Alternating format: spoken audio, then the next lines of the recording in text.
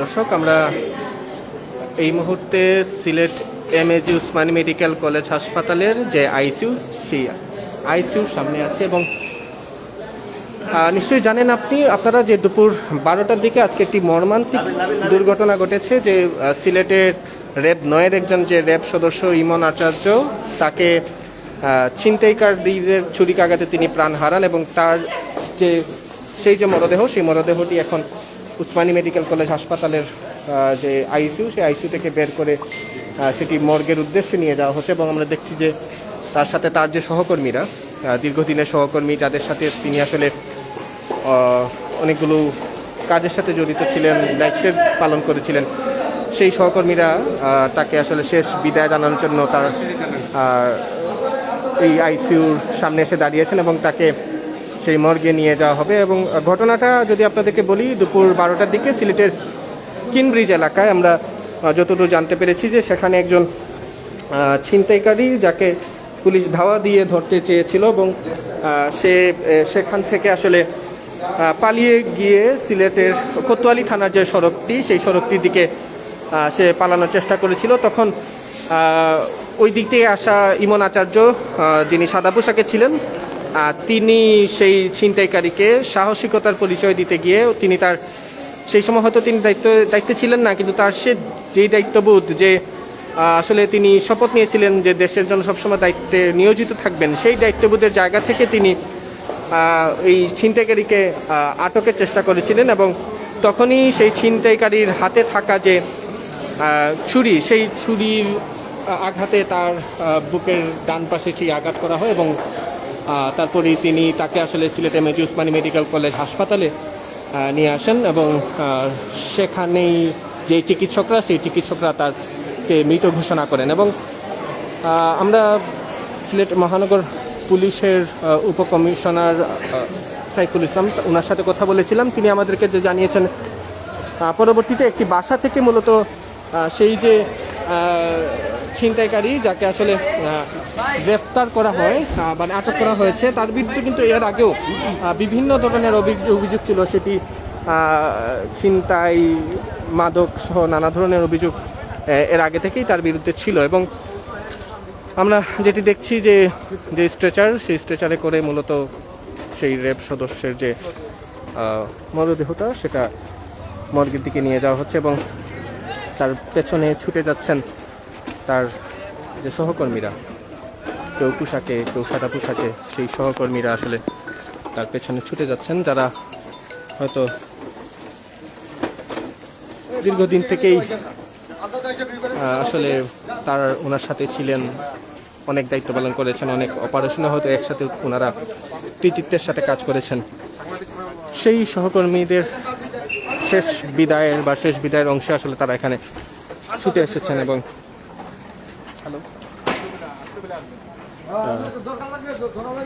সেই শেষ বিদায়টুকু জানানোর জন্য তারা এখানে এসেছেন। ইতিমধ্যে আমরা যেটি জানতে পেরেছি, নিহত যে ইমন আচার্য, তার বাড়ি চট্টগ্রামের হাটহাজারীতে এবং সেখান থেকে তার পরিবারের সদস্যরা কিন্তু এখানে সিলেটের জন্য রওনা দিয়েছেন।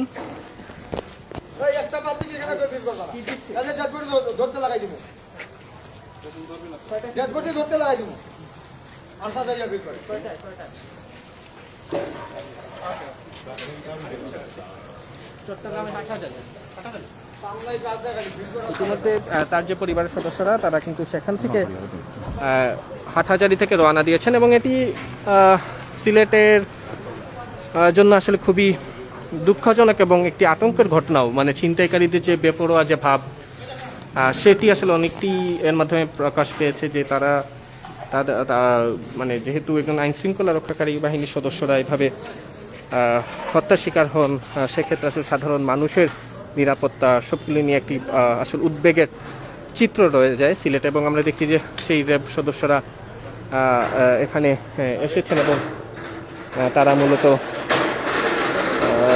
আমরা এখন পর্যন্ত জানতে পেরেছি যে তার বুকের ডান পাশে মূলত যে ছুরির যে আঘাতটি, সেই আঘাতটি ছিল এবং এতে করেই তিনি মৃত্যুর কূলে ঢলে পড়েন। এবং যেই ইমন আচার্য, তার বয়সও কিন্তু একেবারেই তরুণ বলা যায়, 28 বছর বয়স। একটি প্রদীপ্ত প্রাণ, যেই প্রাণ হয়তো এই দেশকে, এই বাহিনীকে আরও অনেক কিছু দেওয়ার সুযোগ ছিল, কিন্তু ছিনতাইকারী মাদকসেবীদের একটি ছুরির আঘাতেই সেই প্রাণটি নিভে যায়। এবং নিশ্চয়ই তার পরিবারের সদস্যরা ইতিমধ্যে খবর পেয়েছেন এবং তারা সেখান থেকেই সিলেটের উদ্দেশ্যে রওনা দিয়েছেন। একটি পরিবারের জন্য এটি খুবই মর্মান্তিক একটি ঘটনা, এবং একটি পরিবার এরকম একটি ঘটনা, একটি খবর শোনার জন্য নিশ্চয়ই প্রস্তুত ছিল না। এবং বাহিনীর যারা সদস্যরা তাদের সহকর্মীকে হারিয়ে তারাও আসলে বিমর্ষ, এবং তারা তাদের চোখে মুখে সেই শোকাহত যে ছবি সেটি আমরা দেখতে পাচ্ছি। এবং ইতিমধ্যে যেহেতু পুলিশ আমাদেরকে জানিয়েছে যে তাদের যে সদস্যকে বা ছিনতাইকারী যে যুবক তাকে আটক করা হয়েছে, এবং তার বিরুদ্ধে যে আইন শৃঙ্খলা বাহিনীতে যে অন্যান্য যে প্রক্রিয়া সেটিও আসলে চলমান রয়েছে। অর্থাৎ আমরা যদি কারোর সাথে একটু কথা বলার চেষ্টা করি, যে এখানে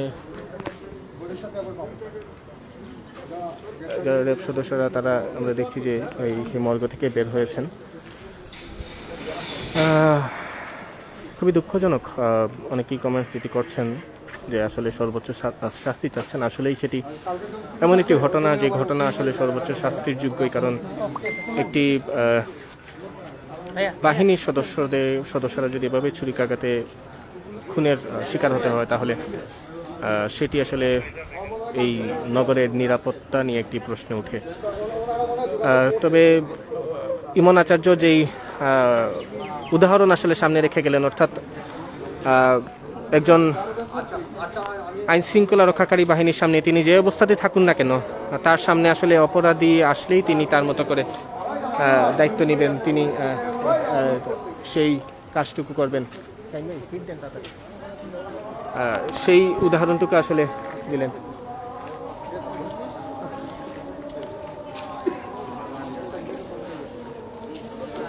আমরা দেখছি যে সেই যে ডেথ সার্টিফিকেট যেটি সেটি আসলে তাদের বিরতে রাখা হচ্ছে।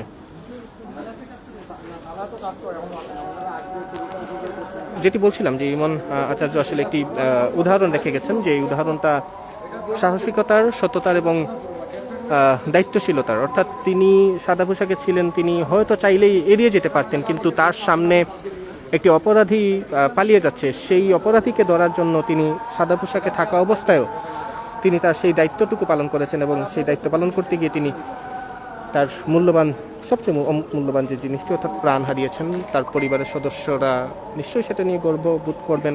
আমরাও সিলেটবাসী যারা আছে, এরকম একজন সদস্য পেয়ে আমরাও নিশ্চয়ই সেই গর্বের জায়গা রয়েছে। তবে একটি প্রাণ ঝরে যাওয়া, সেটি একটি পরিবার, একটি সমাজের জন্য নিশ্চয়ই কষ্টদায়ক। এবং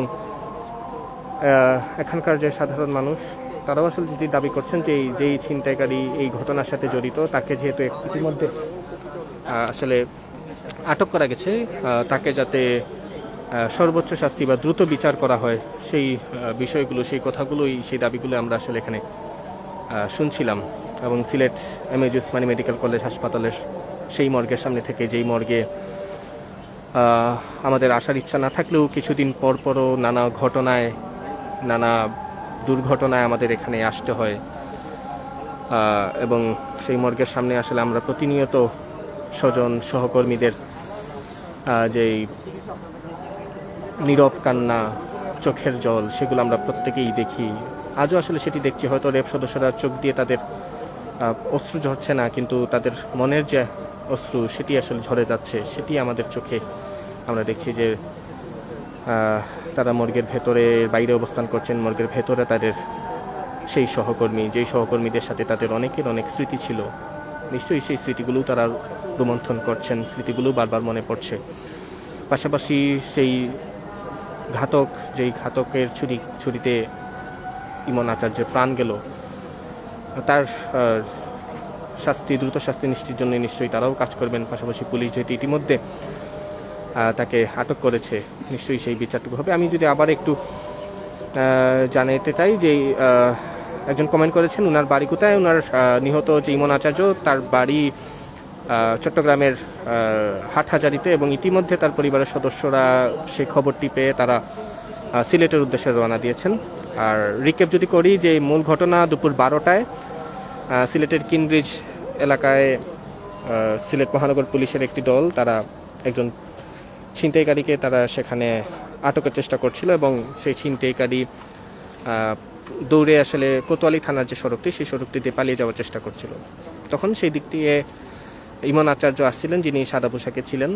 হয়তো তিনি তখন আসলে র্যাবের ডিউটিতেও ছিলেন না, কিন্তু সেই তার দায়িত্ববোধের জায়গা থেকে, তার সততার জায়গা থেকে, তার সাহসিকতার জায়গা থেকে তিনি সেই যেহেতু পুলিশ একজন অপরাধীকে আসলে ধাওয়া দিচ্ছিল, তিনি সেই জায়গা থেকে তাকে আটকের চেষ্টা করেন। তখনই অপরাধীর যে হাতে যে থাকা ছুরি, সেই ছুরি অপরাধী তার ডান বুকে চালায়, এবং সেই আঘাতের পর তাকে দ্রুত Sylhet MAG Usmani medical college হাসপাতাল প্রথমে ওয়ার্ডে ভর্তি করা হয়, তার পরবর্তীতে তাকে আইসিইউতে নিয়ে যাওয়া হয়, এবং সেই আইসিইউতে আসলে চিকিৎসাধীন অবস্থায় তার মৃত্যু হয়। এবং এর পরবর্তীতে আমরা মহানগর পুলিশ এটি জানিয়েছে যে সেই যে অপরাধী, অর্থাৎ যেই অভিযুক্ত ছিনতাইকারী, তার বিরুদ্ধে আসলে এর আগেও ছিনতাই, মাদক সহ নানা অপরাধের ইতিহাস রয়েছে বলে, রেকর্ড রয়েছে বলে পুলিশ আমাদেরকে জানিয়েছে, এবং সেই অপরাধীকে এই তুপখানা এলাকার একটি বাসায় সে আসলে লুকানোর চেষ্টা করেছিল, সেখান থেকে তাকে আটক করা হয়। এবং আজ বিকেল 4:45 দিকে তার অর্থাৎ নিহত ইমন আচার্যের যে মরদেহ, সেই মরদেহটি নিয়ে আসা হয় সিলেট এমএজি উসমানী মেডিকেল কলেজের আইসিইউ থেকে মর্গে। এই ছিল আমার কাছে সর্বশেষ। পরবর্তী যে কোনো আপডেট পেতে ইনজা নিউজের সাথেই থাকবে। ধন্যবাদ।